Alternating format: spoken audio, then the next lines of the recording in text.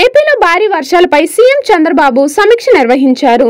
అప్రమత్తంగా ఉంటూ ప్రజలకు సూచనలు చేయాలన్నారు. అవసరమైన సహాయక చర్యలకు ప్రభుత్వం సిబ్బంది సిద్ధంగా ఉండాలని చెప్పారు. మ్యాన్ హోల్ కరెంటు తీగలు తెగిపడే ప్రమాదాలు జరగకుండా చూడాలని అన్నారు. భారీ వర్షాలు ఉన్న ప్రాంతాల్లో విద్యా సంస్థలకు సెలవు ప్రకటించాలని ఆదేశించారు. వాగులు వంకల వద్ద హెచ్చరిక బోర్డులు ఏర్పాటు చేయాలన్నారు. ప్రజలు ప్రమాదాల బారి పడకుండా చూడాలని ఆదేశించారు. విజయవాడలో వర్షంపై అధికారులను మంత్రి నారాయణ అప్రమత్తం చేశారు. నగరపాలక సంస్థ కమిషనర్ ధ్యాన్ చంద్రతో ఫోన్ మాట్లాడారు. ప్రజలకు ఇబ్బందులు లేకుండా చూడాలని సూచించారు. లోతట్ల ప్రాంతాల్లో రోడ్లపై నీరు నిలవకుండా చర్యలను ఆదేశించారు. డ్రైనేజ్ వ్యవస్థలకు ఆటంకం లేకుండా సిబ్బందిని అప్రమత్తం చేయాలన్నారు. సరిపోదా శనివారం హిట్ సాధించడంతో ఫుల్ జోష్ మీద ఉన్నారు నాని.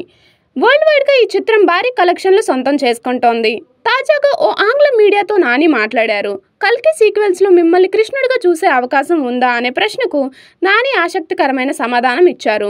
అస్సలు లేదు. రెండో భాగంలో కృష్ణుడి పాత్ర కంటే అర్జునుడు కర్ణుడి పాత్రలే కీలకం కానున్నాయి.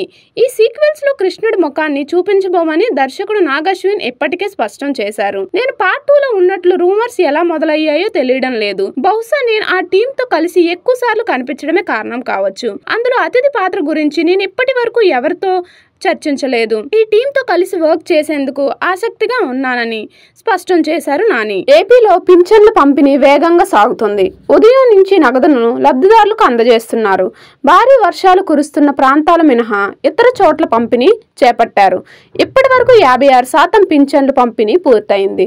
సెప్టెంబర్ 1న సెలవు కావడంతో ఒక్కరోజు ముందుగానే పింఛన్లు పంపిణీ చేపట్టారు. కాకినాడ జిల్లా పిఠాపురం పురపాలక సంఘం కౌన్సిల్ సమావేశం రసాబసగా సాగింది.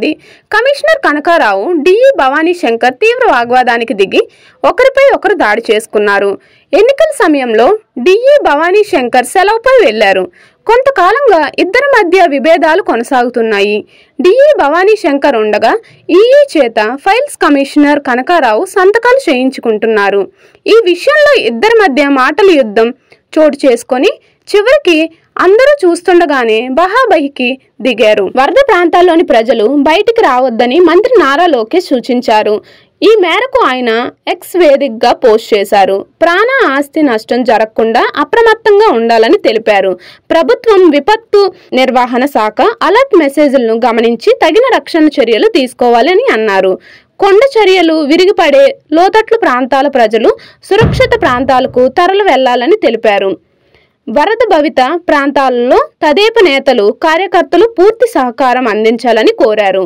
విపత్తు కష్ట సమయంలో తదేప అండగా ఉంటుందని భరోసా కల్పించారు.